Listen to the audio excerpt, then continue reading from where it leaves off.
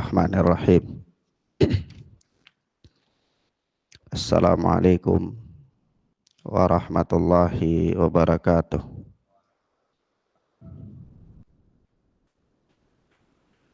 Walhamdulillahi hamdan katsiran thayyiban mubarakan fih kama yuhibbu rabbuna wa yarda. Asyhadu an la ilaha illallah wahdahu la syarikalah wa asyhadu anna Muhammadan abduhu wa rasuluh sallallahu alaihi wa ala alihi wa ashabihi wa man tabi'ahum bi ihsanin ila yaumiddin. Amma ba'd. Ikhwan wa akhwat rahimani wa rahimakumullah, kita lanjutkan pelajaran kita masih dengan kitab Aqidatus Salaf wa Ashabul Hadith oleh Al-Imam Abu Uthman As-Sabuni rahimana wa rahimahullah. Sebagaimana ini adalah pertemuan yang kedua dari pembahasan kitab yang sangat bagus ini, maka tentu kita masih berbicara tentang mukaddimah, yakni biografi singkat oleh Al-Imam As-Sabuni rahimana wa rahimahullah. Ikhwan wa akhwat, Al-Imam Abu Uthman Ismail bin Abdurrahman As-Sabuni, beliau lahir pada tahun 373 Hijriah dan wafat pada tahun 449 Hijriah. Beliau rahimana wa rahimahullah mempunyai atau hidup di bawah bimbingan keluarga yang cinta terhadap ilmu, dan ayah beliau adalah Abu Nasr, seorang pemberi nasihat yang sangat terpandang pada zamannya.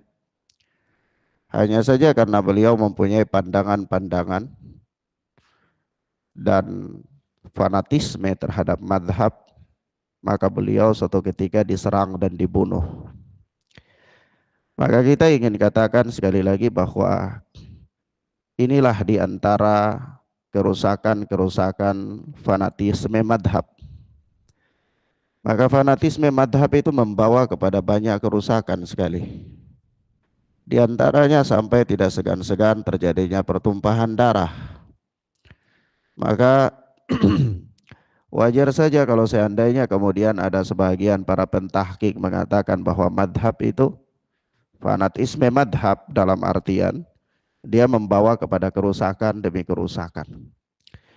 Salah satu contoh konkret adalah terbunuhnya sebagian besar atau terbunuhnya beberapa para imam dan para ulama.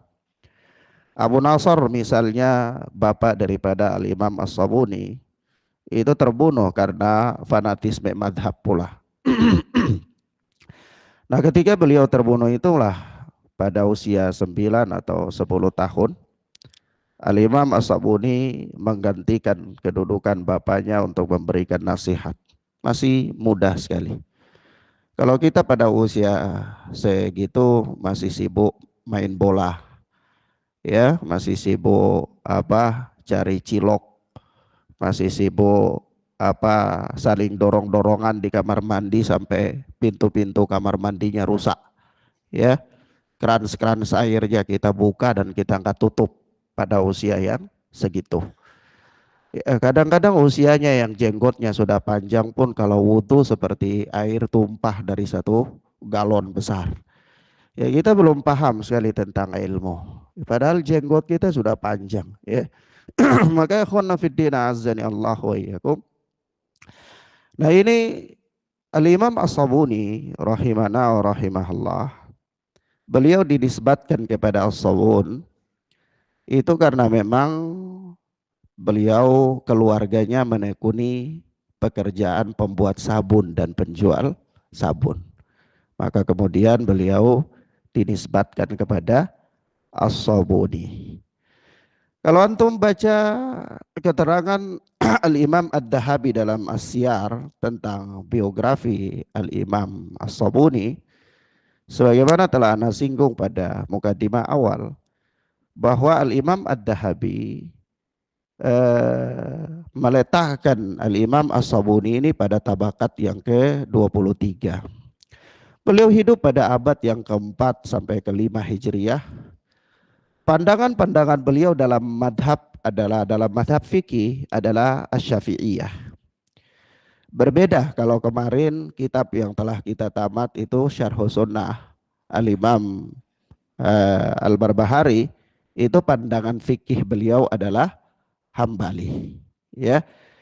Nah, kenapa ya Ustadz? Kita beralih dari kitab akidah yang madhab fikihnya Hambali kepada kitab akidah yang madhab fikihnya Syafi'i. Artinya kita ingin memberikan pembahasan pengertian bahwa ternyata akidah as-sahihah itu tidak dibatasi oleh madhab. Arti madhab apapun itu dia berdiri di atas akidah yang sahihah itu sama. Kalau dia berdiri di atas akidah yang sahih, maka akidahnya sama. Akidah yang diambil dari para sahabat ridwanullahi alaihim ajmain, itu madhab apapun, madhab yang muktabar, itu akidahnya sama. Kecuali madhab-madhab yang menyeleneh, madhab-madhab yang menyimpang, Mu'tazilah, Qadariyah, itu madhab yang tidak muktabar. Madhab yang muktabar itu seperti Syafi'iyah, Hanafiyah, Malikiyah, Hambaliyah, ya. Nah, tapi madhab itu ada berapa banyak? Madhab itu banyak sekali. Madhab itu bukan hanya ada 4. Madhab itu banyak sekali. Ada madhabnya Sufyan Ats-Tsauri, ada madhabnya Ibnu Uyainah, ada madhabnya fuqaha Madinah, ya, dan seterusnya. Banyak sekali. Hanya saja madhab mereka itu mempunyai penduduk pengikut yang sedikit, sehingga dia tenggelam oleh madhab yang mempunyai banyak pengikut dan pendukung, begitu. Paham ya ikhwan? Taib. Kemudian Al-Imam As-Sabuni rahimana wa rahimahullah, ketika beliau memberikan pelajaran di usia mudanya itu, ya, pelajaran beliau itu dihadiri oleh tokoh-tokoh besar di zaman itu. Seperti Abu Ishaq Al-Isfiryani, seperti Abu Bakar Ibnul Faruq, ya. Ini ulama-ulama besar pada zamannya menghadiri, ya, pelajaran-pelajaran yang disampaikan oleh Al-Imam Abu Uthman As-Sabuni, dan mereka mengakui keilmuan beliau. Di antara guru-guru daripada Al-Imam As-Sabuni adalah Abu Bakar Ibnu Mihran Al-Muqri, wafat pada tahun 381 Hijriyah. Al-Hakim An-Naisaburi, hidup pada tahun 321 sampai 405 Hijriyah. Al-Imam Al-Haramain Abul Ma'ali Abdul Malik Al-Juwaini, hidup pada tahun 419 478 Hijriyah. Al-Imam Sahal bin Muhammad As-Sa'luki, ya, dan ini orang yang paling berpengaruh terhadap Al-Imam As-Sabuni. Beliau ketika orang tuanya meninggal, diambil sama beliau, dipelihara dan dipersiapkan berbagai macam hal untuk menunjang keilmuannya Al-Imam As-Sabuni rahimana wa rahimahullah. Dan diantara murid-murid Al-Imam As-Sabuni banyak sekali. Di antaranya adalah murid beliau yang paling terkenal, yang paling ternama, Abu Bakar Ahmad bin Husain bin Ali Al-Baihaqi, atau yang kita kenal dengan Al-Imam Al-Baihaqi dari madhab Syafi'i. yaitu hidup pada tahun 384 sampai 468 Hijriah. Al-Imam As-Sabuni rahimahullah mempunyai karya tulis yang juga lumayan banyak. Yang terkenal diantaranya yang kita pelajari ini yaitu Aqidah Salaf wa Ashabul Hadith, begitu pula Al-Fusul fil Usul, kemudian Al-Intisar dan lain-lainnya. Maka ikhwan nafiddin azani Allah wa iyyakum, Al-Imam As-Sabuni rahimahullah itu beliau menghabiskan umurnya kurang lebih sekitar 70 tahun itu mengajar. Terus menerus mengajar, berkhutbah dari suatu daerah ke daerah yang lain sampai pada masa wafatnya. Nah, suatu ketika disebutkan oleh Al-Imam Ad-Dahabi di dalam As-Siyar bahwa beliau sedang mengajar suatu ketika. Lalu datang sebuah surat kepada beliau. Nah, surat itu isinya menceritakan tentang tersebarnya penyakit wabah. Nah, beliau memerintahkan kepada qari untuk membaca. Maka qari membaca isi surat itu, dan di dalam isi surat itu diterangkan bagaimana bahayanya wabah ketika itu. Sampai-sampai kalau seseorang dia datang beli roti, dia bayar, tukang buat roti itu sedang bakar, dalam kondisi waktu yang demikian itu sudah tidak ada 3 orang yang meninggal.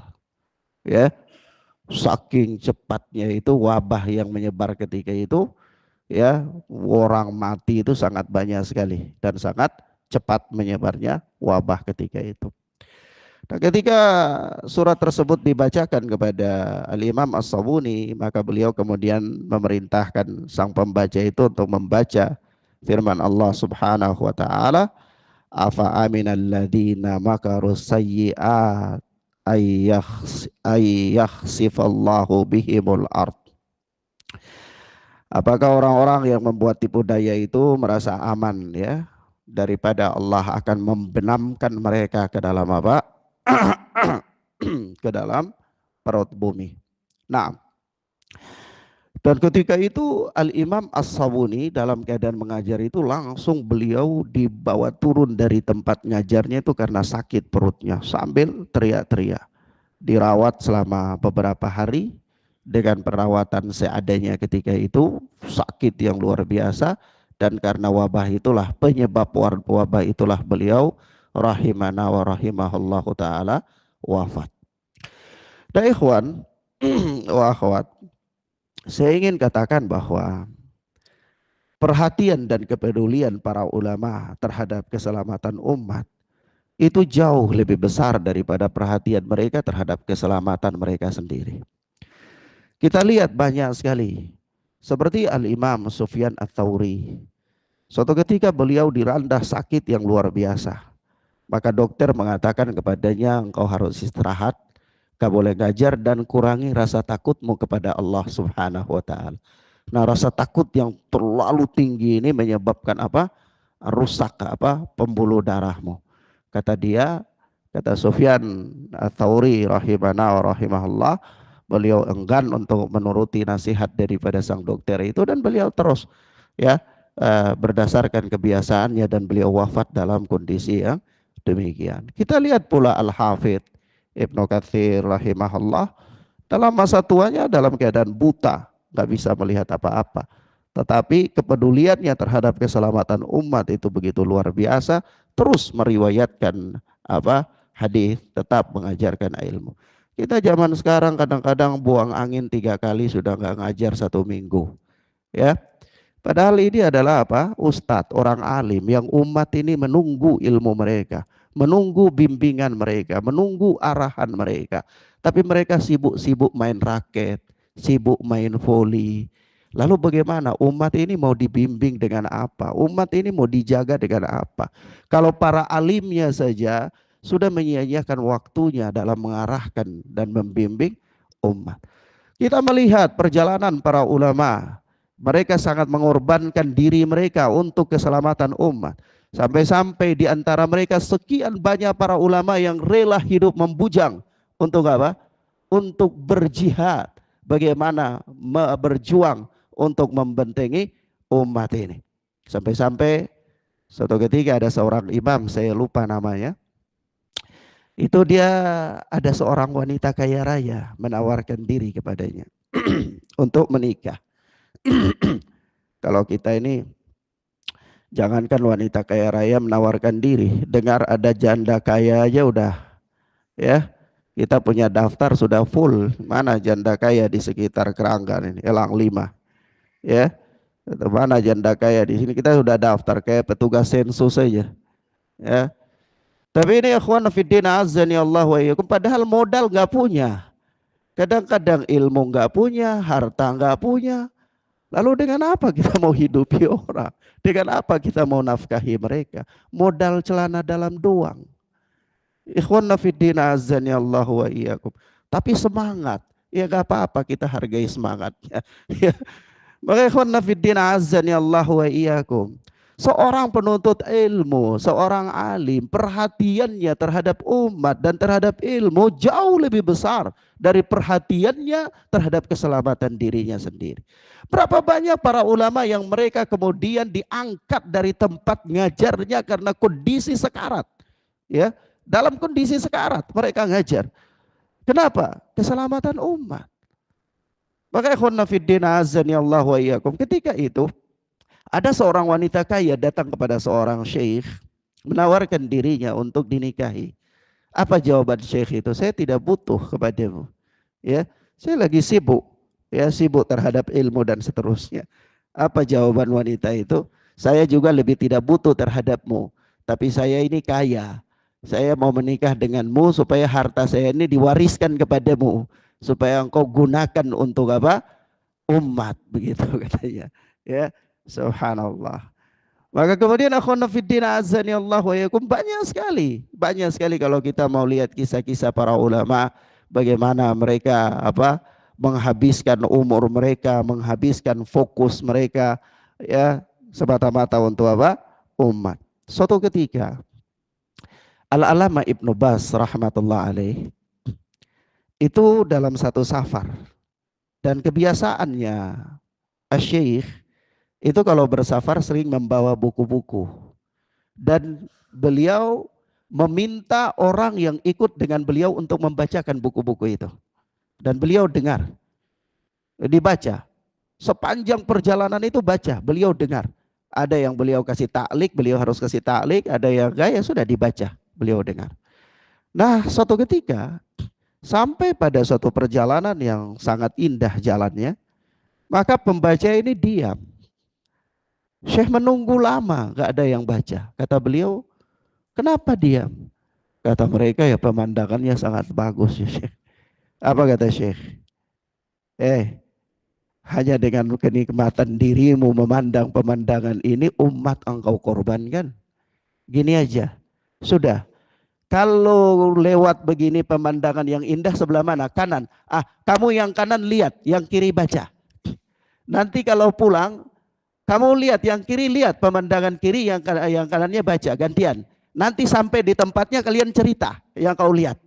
Begitu. Ala kulli hal, ilmu tetap harus berjalan. Paham ya ikhwan? Pelajaran harus tetap berjalan. Sibuk boleh, sakit boleh, tapi ilmu harus tetap berjalan. Kenapa? Karena itulah kemaslahatan umat. Umat akan dibimbing dengan itu. Ilmu nggak bisa, umat nggak akan bisa dibimbing dengan apapun, nggak bisa. Umat ini dibimbing dengan ilmu. Dan ulama rujukan umat, ulama referensi umat. Sehingga referensi itu harus benar-benar menjadi referensi. Tempat di mana umat itu merujuk. Dan kapan ketika umat itu merujuk, dia selalu siap. Itu namanya referensi. Maka ikhwan fiddin azani Allah wa iyyakum. Al-Alama Muqbil bin Hadi rahmatullah alaih, itu dari Yaman kalau mau umroh itu gampang aja, jalan kaki juga bisa walaupun memang berat ya, atau pakai kendaraan. Dan seorang syekh kibar negeri Yaman, ya mujaddid negeri Yaman ya di abad ini, itu kalau mau umroh ya mudahlah, gampang kendaraan. Tetapi karena kemaslahatan umat, Itu puluhan tahun beliau tidak pernah meninggalkan kursinya untuk pergi bersafar, pergi berumroh, tidak ada. Beliau tetap duduk di kursinya dalam rangka mengajar dan membimbing umat. Kenapa ya ikhwan? Karena membimbing umat dengan Al-Quran dan Sunnah itu perkara yang jauh lebih penting dari semuanya. Perkara yang apa? Jauh lebih penting dari semuanya. Kenapa? Karena ketika ilmu agama ini diangkat oleh Allah Tabaraka wa Ta'ala, maka umat akan kebingungan. Ketika para ulama diwafatkan oleh Allah, kemana lagi kita akan mencari referensi? Kemana lagi kita akan bertanya? Padahal Allah Tabaraka wa Ta'ala mengatakan fas'alu ahlad dzikri in kuntum la ta'lamun. Rasulullah mengatakan innama syifa'ul ayyi as-su'al. Sesungguhnya obat daripada kebodohan itu adalah bertanya. Maka ya ikhwan fiddin azani Allah wa iyyakum. Lagi-lagi kita katakan bahwa para ulama mereka lebih mengedepankan kepentingan umat ketimbang kepentingan dirinya sendiri. Lebih mengedepankan kemaslahatan umat ketimbang kemaslahatannya sendiri. Lebih mengedepankan kesehatan umat daripada kesehatan dirinya sendiri. Kesehatan umat dalam tanda kutip adalah benarnya akidah umat, benarnya agama umat itu jauh lebih penting di atas segalanya. Maka ikhwan fillah azani Allah wa iyyakum, itulah kesungguhan para ulama dalam membina umat.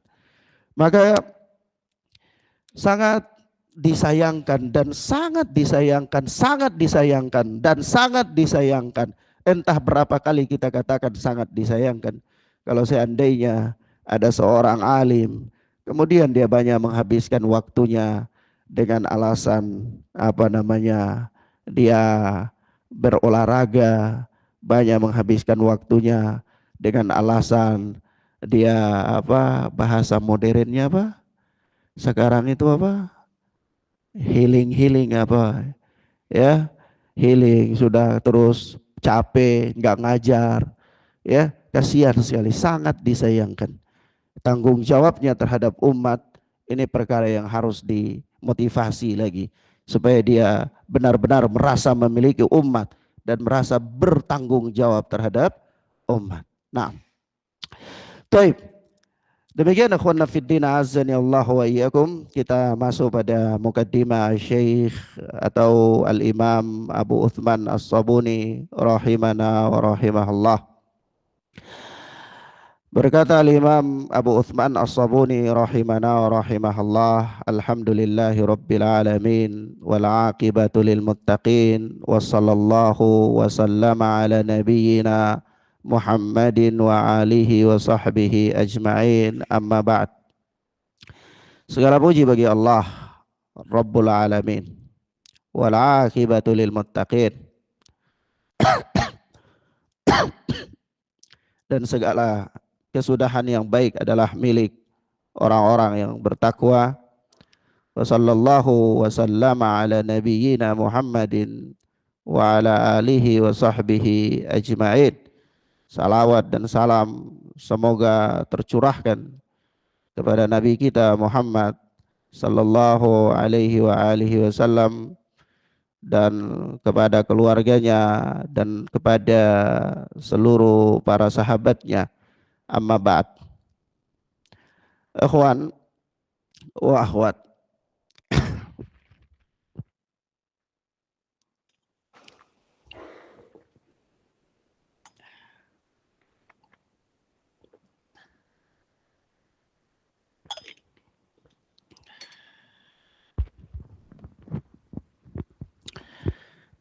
maklum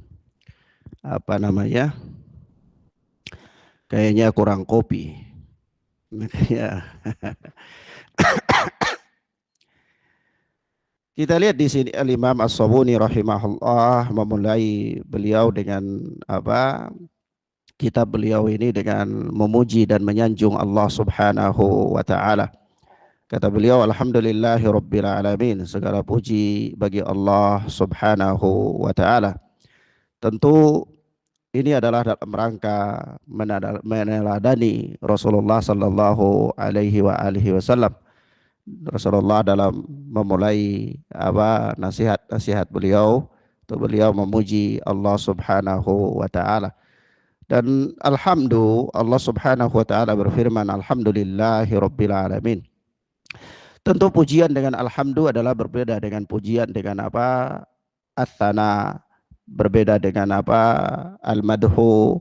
Maka tidak dikatakan di sini al-madhu lillahi, tetapi dikatakan apa? Alhamdulillahi rabbil alamin. Naam. Ikhwanna fid din azani Allah wa iyyakum, karena memang ya tidak ada pujian yang paling layak kecuali kepada Allah Rabb semesta alam. Dan Allah Subhanahu wa taala yang maha tinggi, maha memiliki segalanya, itu telah dengan kuasanya menetapkan apa yang Allah kehendaki.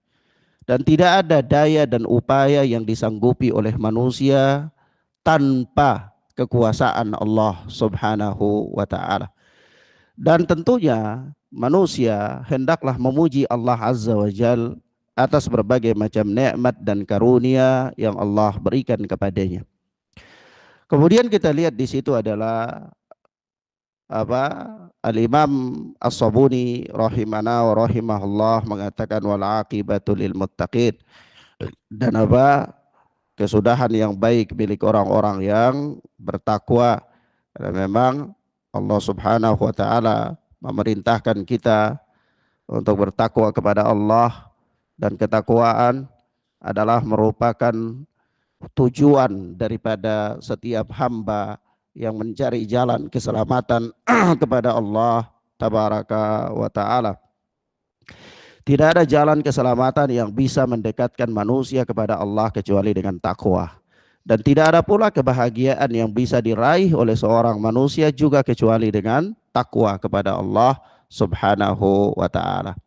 Apa itu takwa? Takwa itu sederhananya adalah imtithalu awamirillah wa ijtinabu nawahih, yaitu melaksanakan perintah-perintah Allah Tabaraka wa taala dan menjauhi larangan-larangan Allah Azza wa Jalla. Dengan kata lain, takwa itu adalah seperti engkau berjalan di sebuah jalan, lalu engkau di situ ada banyak sekali duri, ya, banyak sekali beling, dan engkau berhati-hati sekali dalam meletakkan langkahmu itu, jangan sampai engkau injak beling itu, atau engkau injak duri tersebut. Takwa adalah seseorang menyibukkan dirinya dengan bagaimana Allah Subhanahu wa taala memperhatikan dia. Al-insyighalu bi ru'yatillahi an ru'yatin nas. Dia sibuk bagaimana dengan penilaian Allah terhadapnya daripada penilaian manusia terhadapnya. Itulah hakikatnya takwa. Takwa membawa seseorang pada tingkatan al-ihsan.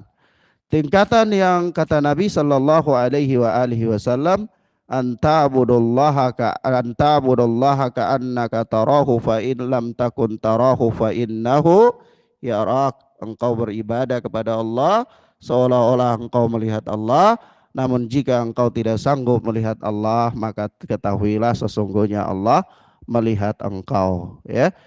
Takwa, kata Allah Subhanahu wa taala, ya ayyuhalladzina amanu taqullaha haqqa tuqatih.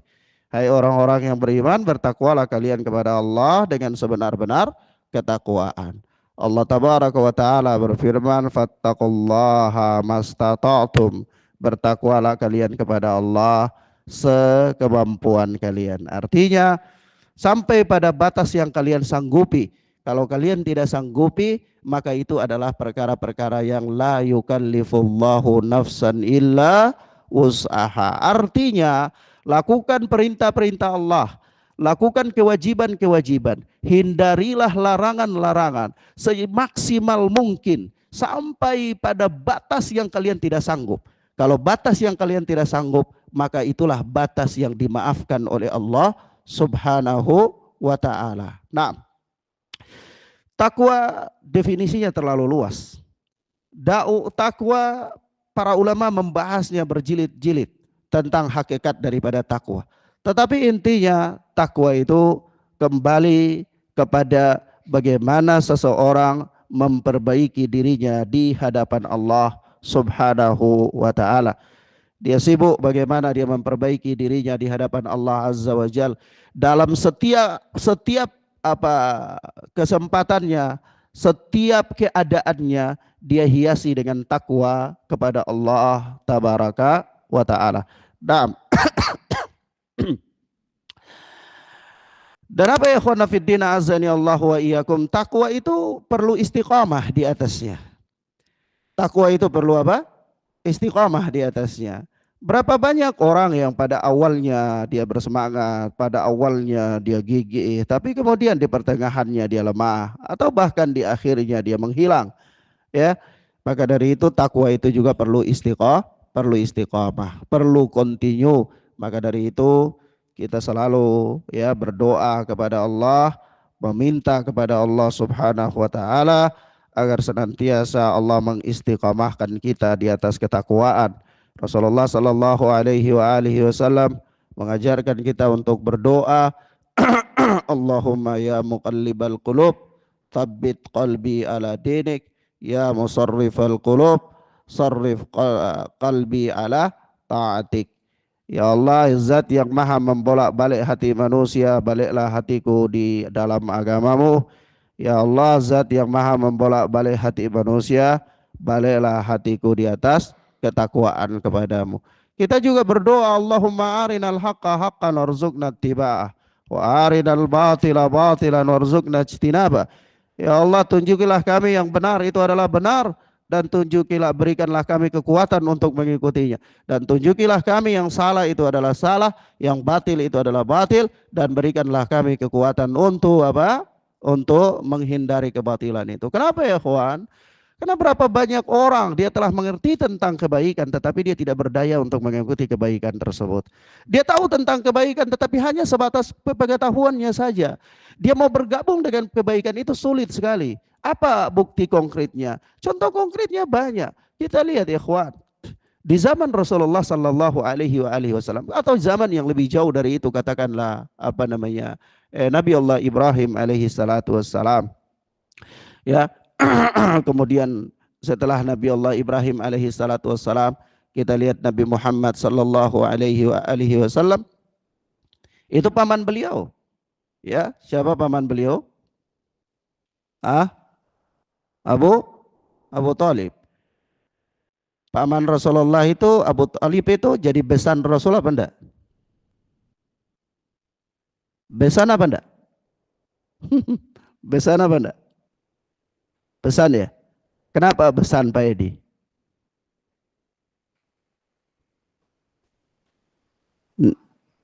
Sama anaknya Rasulullah, anak Masya Allah, ini luar biasa ya. Taib. Ya, karena Ali bin Abi Thalib menikah sama Fatimah. Itu apa? Menikah sama Ali bin Abi Thalib sama Rasulullah sepupu. Ya, bapak-bapak, kakak beradik, ya. Menikah sama Fatimah itu apa? Ponaan, ya. Ponaan ya. Ya, boleh enggak? Boleh. Di Thoriqul Huda sudah pernah ada kayak gitu? Belum ada. Ya sudah, sekarang bisa lihat-lihat siapa yang anak wanitanya sudah usia menikah, ya ditawarin, enggak apa-apa. Ya. Nah, jangan biarkan anak wanita terlalu banyak membujang, ya kasihan dia, ya. Nah, yang sudah waktu-waktu mau menikah dinikahi, enggak dinikahkan. Jadi istri kedua enggak apa-apa, yang penting suaminya amanah, ya. Ya amanah walaupun berat, ya kata amanah, ya. Baik. Ikhwana fiddin azani Allah wa iyyakum. Nah, di sini apa? Abu Talib itu dia tahu tentang kebenaran dakwah yang dibawa oleh Rasulullah sallallahu alaihi wasallam apa tidak? Tahu. Bahkan dia sangat membela Rasulullah sallallahu alaihi wasallam. Ya. Nah, tapi dia mengikuti kebenaran apa tidak? Tidak. Dia mati dalam keadaan kafir apa dalam keadaan beriman? Nah, ini satu bukti konkret mengatakan kepada kita bahwa orang yang mengerti tentang kebenaran belum tentu dia diberikan hidayah oleh Allah untuk mengikuti kebenaran itu. Orang yang mengerti tentang kebenaran, belum tentu dia bisa bergabung dengan kebenaran itu. Maka kita berdoa kepada Allah untuk ditunjuki kebenaran dan diberikan kekuatan untuk bergabung dengan kebenaran itu. Karena sekedar pengetahuan tentang kebenaran saja, maka iblis laknatullah alaih itu tahu tentang kebenaran, tetapi dia mendapatkan laknat Allah Azza wa Jal. Bahkan Allah Subhanahu wa taala mengusirnya dari surga, dan Allah mengatakan fa innaka rajim ila yaumi yub'atsun. Sesungguhnya engkau terkutuk sampai hari dibangkitkan nanti, yaitu hari kiamat. Maka kita berdoa kepada Allah. Maka kita katakan ikhwanna fid din azani Allah wa iyyakum. Ya, kita memohon kepada Allah supaya Allah memberikan kita kekuatan untuk istiqamah di atas kebenaran. Dan begitu pula kita berdoa, Allahumma arinal haqqa haqqan warzuqna tibaa wa arinal batila batilan warzuqna tinaba. Ya Allah, tunjukilah kami yang batil itu adalah batil dan berikanlah kami kekuatan. Karunialah kami, ya, berikanlah kami taufik agar supaya kami bisa menghindari kebatilan itu. Berapa banyak orang yang tahu tentang kerusakan, berapa banyak orang yang tahu tentang kebatilan, tetapi mereka tidak berdaya untuk menghindar dari kebatilan itu. Berapa banyak orang yang tahu ini batil, berapa banyak orang yang tahu ini mungkar, tetapi mereka tidak mampu untuk keluar dari kemungkaran itu. Mereka tidak mampu keluar darinya. Maka dari itu kita membutuhkan pertolongan Allah Subhanahu wa ta'ala.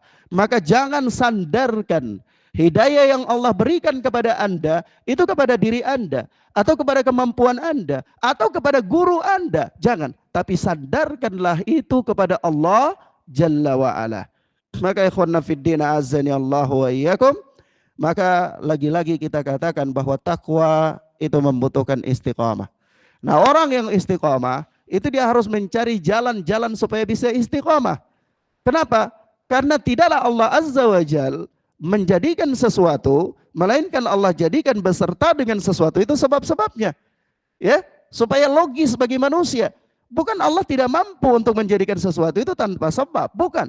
Allah maha mampu menjadikan sesuatu tanpa sebab sekalipun. Buktinya apa? Secara umum bahwa hewan itu kalau mau melahirkan harus ada hewan jantan dan hewan betina, iya, baru melakukan jantan, kemudian baru bisa mengandung, hamil, baru kemudian bisa melahirkan. Tetapi Allah bisa lahirkan unta dari batu. Allah bisa lahirkan unta dari batu. Untanya Nabi Saleh alaihi salatu wassalam.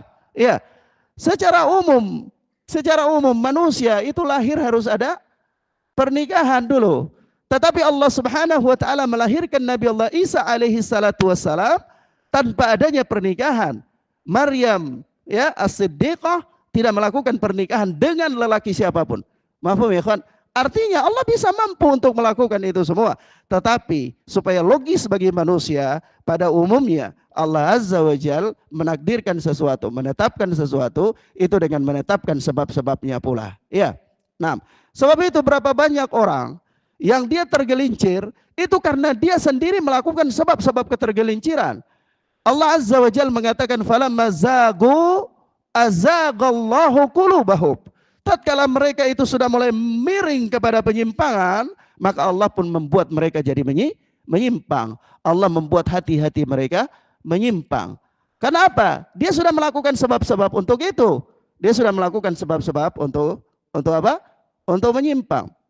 Begitu juga Allah mengatakan kepada kita, afara'aita man ittakhadha ilahahu hawa wa adallahu Allahu ala ilmin wa khatama ala sam'ihi wa qalbihi wa ja'ala ala basarihi gishawah faman yahdihi min ba'dillah. Perhatikan, Allah Subhanahu wa taala mengatakan, tidakkah engkau melihat orang yang menjadikan hawa nafsunya sebagai sesembahan, lalu Allah kunci mati hatinya, Allah kunci mati pendengarannya, Allah kunci mati hatinya, dan waja'ala ala basarihi gisawah, Allah letakkan di atas penglihatannya itu tabir penutup sehingga dia tidak bisa melihat al-haq.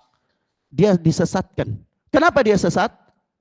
Karena afara'aita man ittakhadha ilahahu hawa. Tidakkah engkau melihat orang yang menjadikan hawa nafsunya itu sebagai sesembah? Karena dia memperturut hawa nafsunya, sebabnya memperturut hawa nafsunya, maka apa yang terjadi? Allah kunci mati hatinya, Allah kunci mati pendengarannya, Allah tutup penglihatannya. Dia tidak mampu melihat kebenaran, dia tidak mampu merasakan kebenaran, dia tidak mampu memikirkan tentang kebenaran. Hatta kebenaran itu jelas bagi dia bagaikan matahari di siang bolong. Maka dari itu ya ikhwan, orang supaya dia istiqamah itu dia harus melakukan sebab-sebab keistiqamah, sebab-sebab keistiqamahan. Dan tidak ada sebab keistiqamahan yang paling istimewa. Sebab keistiqamahan itu banyak sekali. Tapi tidak ada sebab keistiqamahan yang paling istimewa melainkan hadir dalam majelis ilmu. Luqman Al-Hakim pernah berwasiat kepada anaknya, "Ya bunayya jalisil ulama wa zahimhum birrukbatai." Wahai anakku, duduklah dengan para ulama, bersimpulah, lipatlah lututmu di hadapan mereka. Fa innallaha yuhyil qalba binuril ilm. Karena Allah Subhanahu wa taala menghidupkan hati dengan cahaya ilmu, kama yuhyil ardal maitata. Sebagaimana Allah Azza wa Jalla menghidupkan tanah yang tandus, tanah yang kering, tanah yang sudah mati, biwabilis saba, dengan turunnya air hujan yang lebat. Turunnya apa? Air hujan yang lebat. Maka ikhwanna fiddin azani Allahu wa iyyakum, ya, setiap orang hendaklah dia mengupayakan untuk istiqamah di atas ketaatan kepada Allah. Dan sebab-sebab ketaatan, sebab-sebab keistiqamahan di atas ketaatan kepada Allah adalah menghadiri majelis ilmu. Nah, taib. Ilahwana ikhwanna fiddin azani Allahu wa iyyakum. Ana kira apa ini mukaddimah yang bisa ana sampaikan berkaitan dengan apa pelajaran kita, yaitu pelajaran Aqidatu Salaf wa Ashabul Hadith oleh Al-Imam As-Sabuni rahimana wa rahimahullah. Mudah-mudahan bermanfaat bagi kita semua insyaallah taala. Ya, bagi ana sarankan bagi antum yang belum punya bukunya, ya bagus memiliki bukunya walaupun terjemahan. Kalau nggak bisa memiliki ya buku syarah, ya minimal memiliki buku matan. Karena yang paling terpenting itu adalah matan. Ya, ana mau sampaikan nasihat bahwa ana berulang-ulang kali di majelis para masyayikh di negeri Yaman. Itu bukan ana dengar satu kali, dua kali ya. Ana dengar berulang-ulang kali. Itu kata mereka begini, hifdzul mutun nisful fahmi. Hafal matan itu separuh dari pemahaman. Jadi minimal kita memiliki matan dari sebuah kitab. Nah, membaca matan secara berulang-ulang dari sebuah kitab, apalagi sampai kita mampu untuk menghafalnya, itu sudah separuh pemahaman daripada isi kitab tersebut. Syarah itu tidak perlu dihafal, syarah itu dipahami saja. Karena syarah itu banyak sekali, penjelasan itu banyak sekali. Maka penjelasan biasanya tidak bertumpu pada salah satu syarah, pada salah satu penjelasan para ulama. Bisa dari berbagai macam, bisa melakukan tahqiq, bisa melakukan ringkasan-ringkasan dari berbagai macam penjelasan para ulama, tetapi intinya memahami apa matan daripada kitab itu. Maka ana sarankan antum punya matan-matan kitab akidah yang kita pelajari itu sebaiknya miliki dengan baik ya, apalagi Al-Imam As-Sabuni ini madhab Syafi'i, madhab yang paling didengung-dengungkan oleh kaum muslimin di Indonesia. Maka kita ajak mereka supaya belajar akidah madhab Syafi'i, ya, diantaranya adalah akidah salaf ashabul hadith, ya, imam-imam dari kalangan Syafi'iyah, ya. Nah, ada juga akidah dari Syafi'iyah banyak, bukan ulama-ulama Hanabilah saja, seperti syarh sunnahnya Al-Imam Al-Muzani, ya, kemudian usul sunnah Al-Imam Al-Humaidi juga Syafi'iyah. Al-Humaidi muridnya Al-Imam Asy-Syafi'i, gurunya Al-Imam Bukhari rahimana wa rahimahumullah. Baik. Ilahuna ya akhwat, itu sedikit mukadimah yang kita bisa sampaikan. Ana kayaknya bicara belum bisa terlalu banyak, Paus. Kurang ngopi. Ya, nah. Wallahu a'lam bissawab. Subhanakallahumma bihamdika asyhadu an la ilaha illa anta astaghfiruka wa atubu ilaik. Wassalamualaikum warahmatullahi wabarakatuh.